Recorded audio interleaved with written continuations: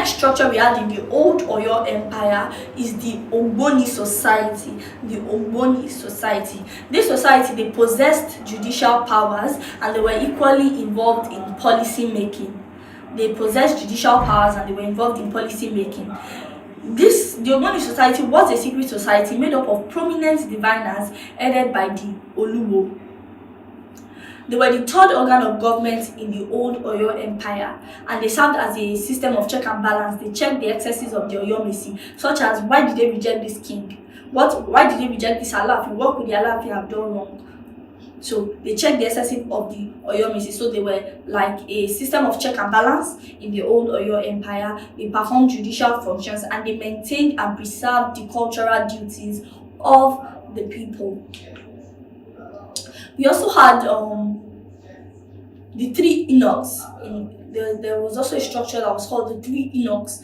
They were involved in the administration of the empire, and these three eunuchs consisted of the next structure we'll be looking at is what we call the three eunuchs. The three eunuchs. These three eunuchs were involved in the administration of the empire, and they included the Osiefa. The Osiefa was in charge of the political affairs and ensuring that the customs and traditions of the old Oyo Empire were respected, and he also had to die with the Alaafin. I think this Osiefa is who we call the Abobaku in the old Oyo Empire. He was in charge of political affairs and customary, and he had to die with the Alaafin. So if the Alaafin dies, the Osiefa had to equally kill himself so that he can go and take care of the Alaafin in the afterworld.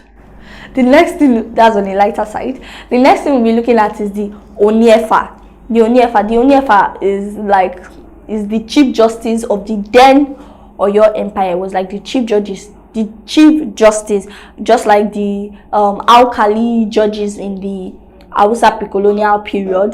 The Osiefa was the chief justice of the old Oyo Empire, and he performed judiciary functions. The Otuefa was the one that performed religious duties for the Alaafin. We also had something called the empty calabash in the old Oyo Empire. The empty calabash. If the Alaafin begins to act unconstitutionally, the Oyomesi could authorize the Basharu. Remember that the Basharu is the head of the Oyomesi, to send an empty calabash to the king, which signifies his rejection.